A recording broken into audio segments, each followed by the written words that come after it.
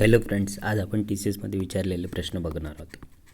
पहिला question, 45 litre तेलाच्या डब्यामध्ये सामान प्रमाणात भरायचे असेल तर प्रत्येक डब्यामध्ये भरल्या जाणाऱ्या तेलाचे प्रमाण किती आहे? असे क्वेश्चन आल्यावर आपण बघायचं की त्यात काय दिलं आहे. याच्यामध्ये आपल्याला दिलं आहे 45 लिटर तेलाचा डब्बा आहे. त्या तेलाच्या डब्याला सामान 5 लिटरच्या 5 अलग अलग डब्यामध्ये भरायचं आहे. तर सिंपल हा डिव्हिजनचा प्रॉब्लेम म्हणतो, भागाकाराचा. 45.5 टोटल आहे, त्याला 5ने डिवाईड करायचं बस, मतलब 9:1 याचा आन्सर येणार. नेक्स्ट क्वेश्चन, 13 क्रमागत पूर्णांकाची सरासरी 36 आहे. या 13 पूर्णांकापैकी सर्वात लहान पूर्णांकाच्या दुप्पटीला या 13 पूर्णांकापैकी सर्वात मोठ्या पूर्णांकात मिळवायचं असल्यास बेरीज किती येईल?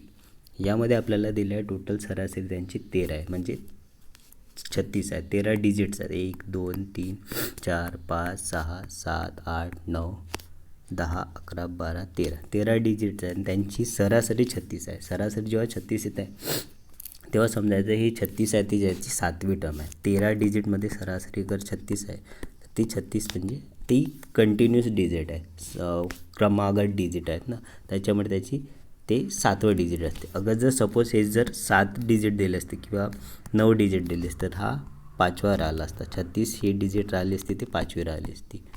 आपण सरासरी काढताना या गोष्टी 1 2 3 4 5 6 7 इथं 36 येणार. त्याच्यानंतर इथं 37 38 39 40 41 42 आणि याच्या आधी 35 34 33 32 31 आणि 30. पहिला डिजिट 30 येणार आणि शेवटचा डिजिट 42 येणार. आणि जर आपल्याला या क्वेश्चनचा आन्सर काढायचं असल्यास जे पहिला डिजिट आहे त्याला आपल्याला डबल करायचं आहे, म्हणजे 60 प्लस आखरीच्या डिजिटमध्ये ॲड करायचं आहे, म्हणजे टोटल आपला 102 हा आन्सर येणार त्याचं. नेक्स्ट क्वेश्चन बघूया. सुक्या मेवाने भरलेल्या एका डब्याचे वजन 12.650 kg आहे आणि सुक्या मेव्याचे वजन 9.800 ग्राम असल्यास रिकाम्या डब्याचे ग्राममधील वजन शोधा. हा क्वेश्चन सिंपल सबस्ट्रॅक्शनचा आहे, म्हणजे वजाबाकीचा सिंपल क्वेश्चन आहे.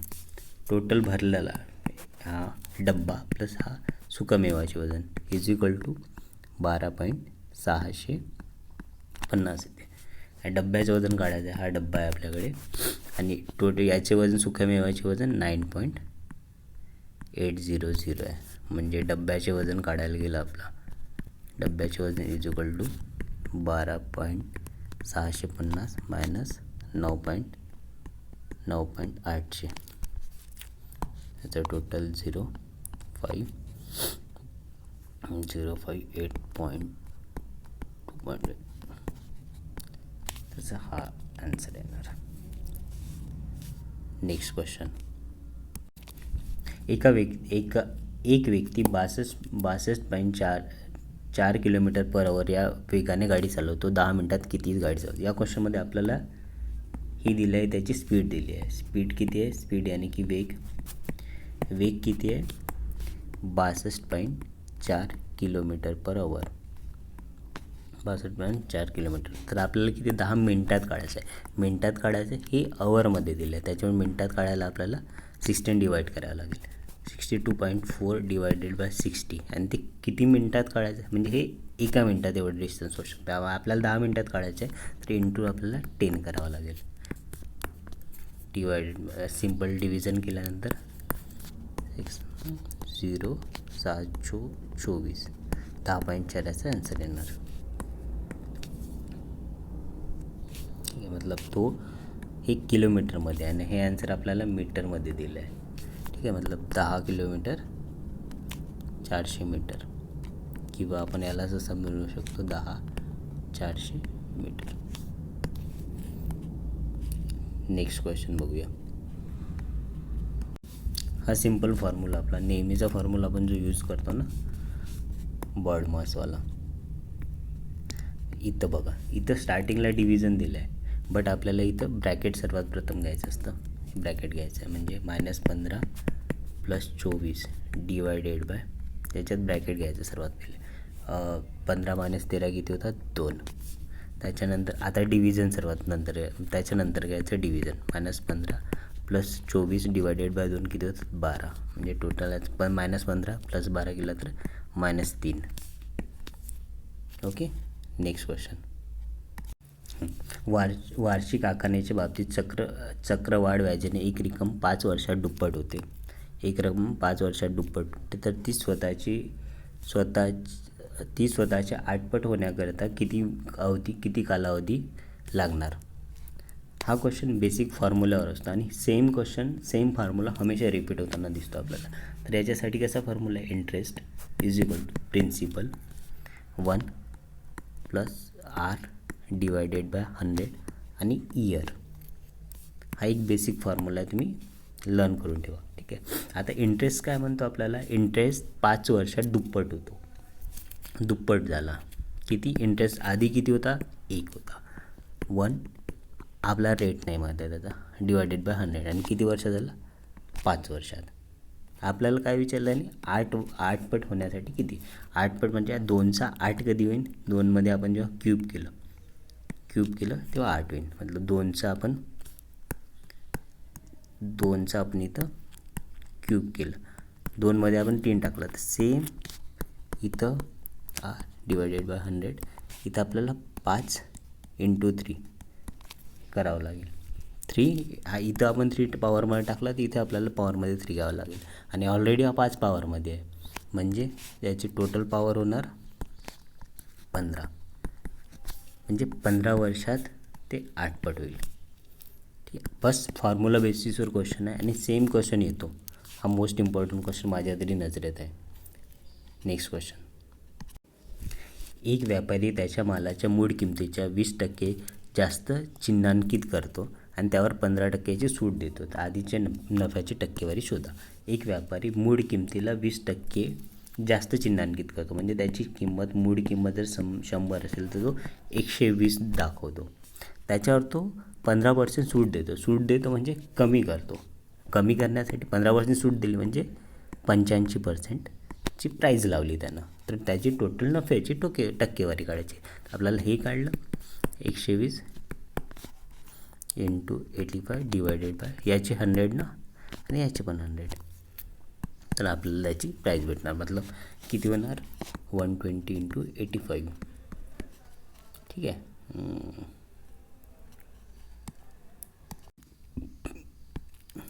85 × 12, 12.60 12.96 102. हे 2 हे 0 ते 0 मतलब 2, त्याची 102. म्हणजे अगर 100 त्याची मूळ किंमत असली तर 102 रुपयात विकत आहे, म्हणजे त्याचा नफा किती झाला? 2%. समजला क्वेश्चन? Next question. एक पोलीस हा 500 मीटर अंतरावरून एका चोराला पाहतो. पोलिसाने पाठलाग सुरू केल्यावर चोरही पळू लागतो. जर चोराचा वेग 10 किलोमीटर असेल तर त्या पोलिसाचा वेग 12 किलोमीटर आहे, तर चोर हा पकडल्या जाण्यापूर्वी किती अंतर धावला? इथं 500 मीटर अंतर ऑलरेडी आहे. हा पोलीस आहे, इथं चोर आहे. पोलीस चोर यांच्यामध्ये अंतर किती आहे? 500 मीटर. चोर याच्यात अंतर आहे 500 मीटर. ठीक आहे. चोराचा वेग 10 किलोमीटर/आवर आहे, पोलिसाचा वेग आहे 12 किलोमीटर/आवर आहे. ठीक आहे. तर चोर हा पकडल्या जाण्यापूर्वी किती अंतर धावला? आपल्याला म्हणजे 500 मीटर आणि रिलेटिव्ह स्पीड याचे 10 किलोमीटर आहे आणि याचे 12 किलोमीटर, म्हणजे 2 किलोमीटरचं जास्त स्पीड आहे. तर पकडल्या जाण्यापूर्वी 500 मीटर कवर करायला किती टाईम लागेल? 500 डिस्टन्स कवर करायला डिवायडेड 2 किलोमीटर. 500 आपल्याला मीटरमध्ये दिलं आहे आणि खाली 2 किलोमीटरमध्ये दिलं आहे, म्हणजे तो होणार 0.5 डिवायडेड बाय 2, म्हणजे याचं किती येणार? 0.25. पण हा 0.25 आपल्याला हवरमध्ये दिला आहे, तर आपल्याला याचा मिनिटमध्ये कन्वर्ट करावं लागेल. मिनिट 0.25 × 60 केलं तर आपल्याला 15 मिनिट भेटणार. आणि 15 मिनटात आपल्या चोराने किती, चोर पकडल्या जाण्यापूर्वी किती धावला काढायचं असेल तर 15 मिनटात चोर, आपण बेसिक फॉर्म्युल्यामध्ये गेलं, अंतर इज इक्वल टू वेग इंटू वेळ. त्याचा वेग किती आहे 15 मिनिट, वेग किती आहे 10 किलोमीटर, आणि टाईम किती आहे 15 डिवाइड बाय 60 म्हणजे 15 डिवायडेड बाय 60 0 यानी की 2.5 किलोमीटर चोराने अंतर काढले. नेक्स्ट क्वेश्चन घेऊया.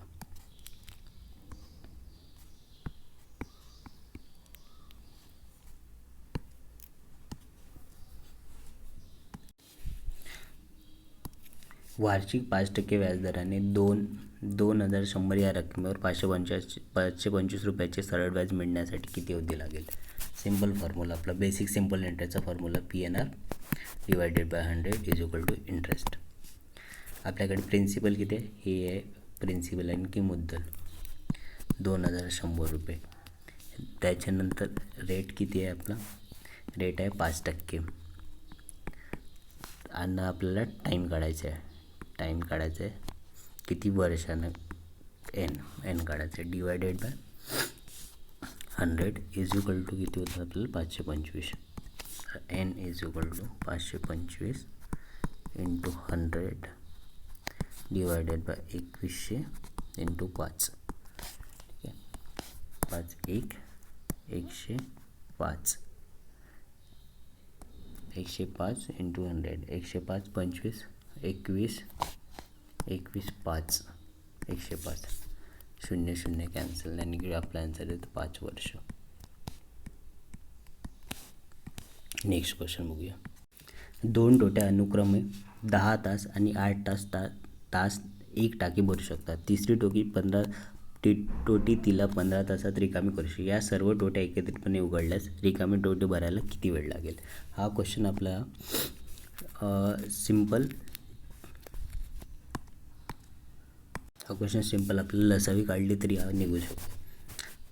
पाईप ए, पाईप बी आणि पाईप सी. पाईप ए 10 तासात भरतो, पाईप बी 8 तासात टाकी पूर्ण भरू शकतो, आणि पाईप ई हा 15 तासात कमी करू शकतो, म्हणजे मायनस.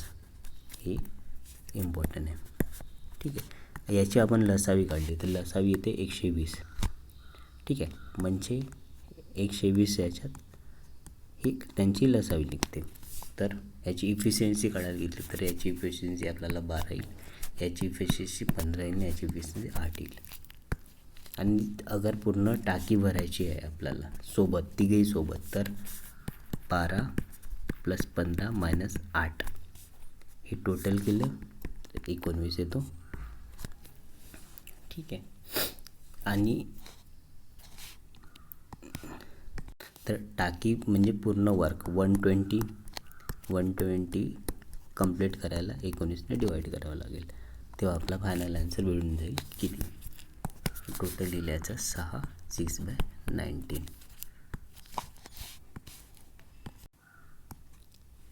Okay, next question. जर पुस्तकाच्या एक स्तंभीत मुद्रित केल्यास 9 ओळीमध्ये 36 शब्द असतील तर 51 ओळीमध्ये किती शब्द येणार? म्हणजे सिंपल क्वेश्चन आहे, 9 ओळीमध्ये 36 क्वेश्चन आहे.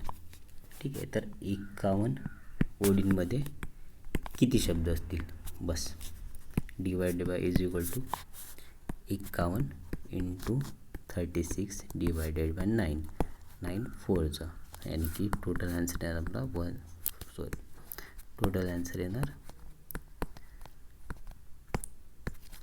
4420 2/4.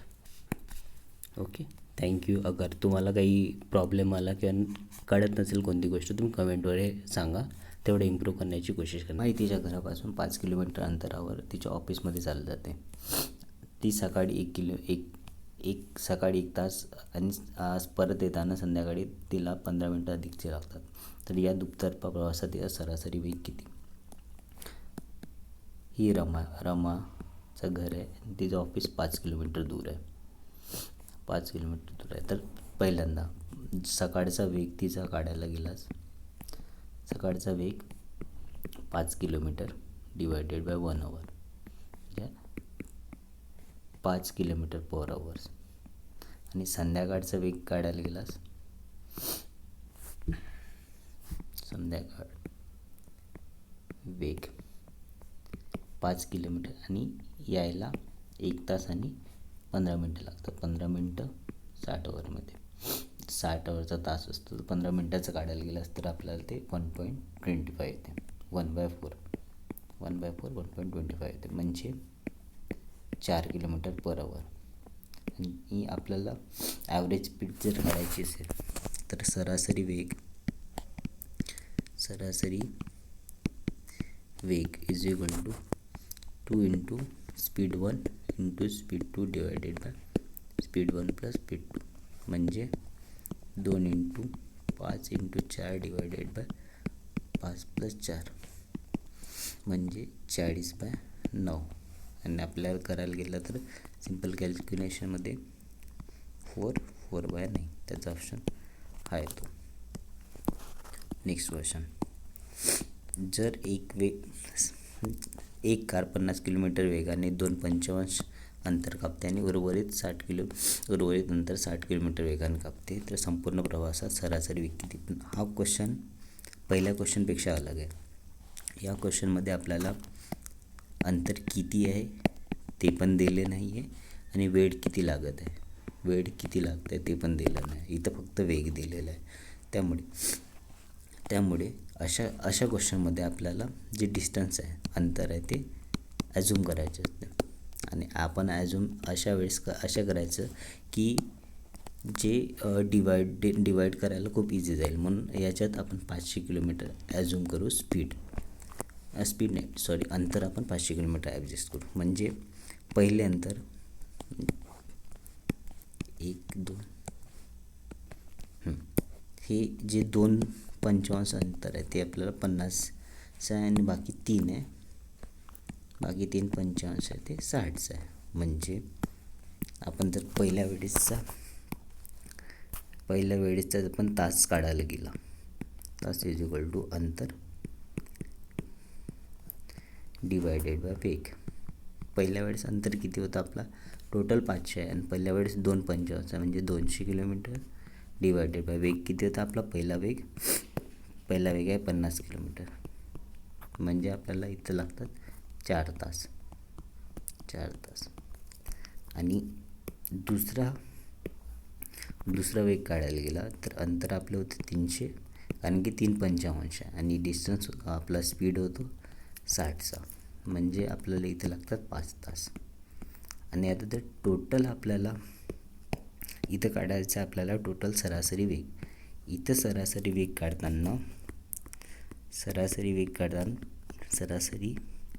काढताना आपल्याला टोटल अंतर डिवायडेड बाय टोटल किती वेळ लागला ते बघावं लागेल. इथं टोटल अंतर आपल्याला किती आहे? 500 किलोमीटर. हे 200 आणि हे 200 आणि हे 300 म्हणून 500 होतात. आणि डिवायडेड बाय इथं 4 तास लागतात, तिथं 5 तास, 9 तास. म्हणजे 500 आणि 9 केलं तर आपलं 5:9 येतात. ठीक आहे, याचा आन्सर हा आहे तो. Next question. जग्गू 3 दिवसात एक लाकडी खुर्ची बनवू शकतो आणि रब्बू ही तीच खुर्ची 4 दिवसात बनवू शकतो. तर त्यांनी मिळून काम केलेस 14 खुर्ची तयार करण्यासाठी किती दिवस लागतात? ठीक आहे, जग्गू 3 दिवस आणि रब्बू 4 दिवस. तर आपल्याला जर टोटल 12 खुर्च्या जर बनवायच्या असेल, 12 डेजमध्ये आपल्याला 4 खुर्च्या जग्गू बनवून देऊ शकतो आणि रब्बू 3 खुर्च्या बनवून देऊ शकतो. म्हणजे त्यांची इफिशियन्सी 4 येतो आणि 3 येतो. म्हणजे अगर 7 खुर्च्या बनवायसाठी त्यांना 12 डेज लागतील, कारण की जग्गूने 3 खुर्च्या दिवस असे 4 वेळा घेतला टाईम. त्याने 12 खुर्च्या, एक खुर्च्या बनवायसाठी त्याला 3 दिवस लागत असेल, तर 12 4 खुर्च्या बनवायसाठी त्याला 12 डेज लागतील. आणि जर रब्बूला 4 दिवसात एक खुर्ची बनवत असेल तर त्याला 3 खुर्ची बनवायला 12 दिवस लागतील. म्हणजे 12 दिवसात ते आपल्याला 7 खुर्च्या बनवतील. तर 14 खुर्च्या बनवायला त्याला 24 डेज लागतील. ओके. Next question. एका फळ विक्रेत्याकडे असलेली सफरचंद त्यांच्या संत्र्याच्या तुलनेत 2.56 जास्त आहेत. म्हणजे सफरचंद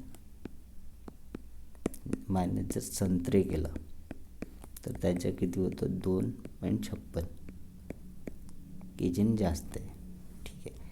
तर जर त्याच्याकडे 39 kg सफरचंद असेल तर संत्र्याचे वजन किती? संत्रे इज इक्वल टू 2.56 म्हणजे 39 मायनस 2.56 केले तर आपल्याला संत्रे भेटणार. म्हणजे इथं आपल्याला 36.44 इज इक्वल टू संत्रे. असे एकदम सिंपल क्वेश्चन असतात. नेक्स्ट. साखरेच्या किमतीमध्ये 20% कपात केल्यास खरेदीदारास 160 किमतीमध्ये 2.5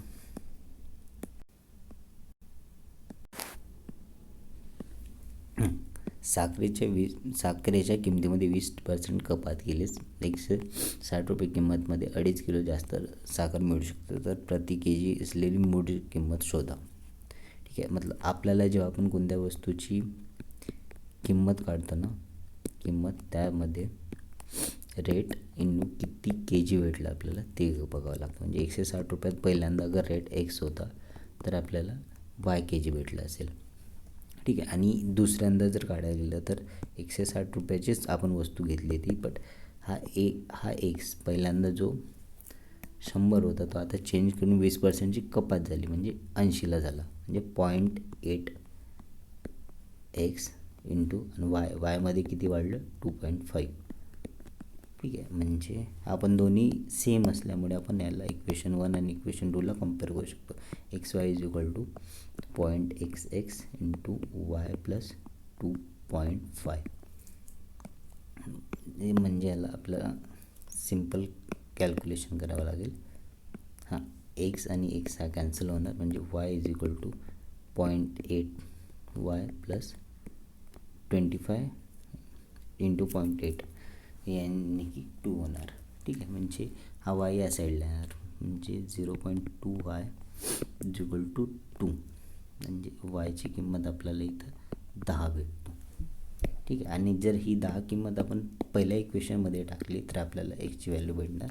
ते एक्सची व्हॅल्यू राहणार 16 रुपये. म्हणजे याची 16 रुपये मूळ किंमत होती.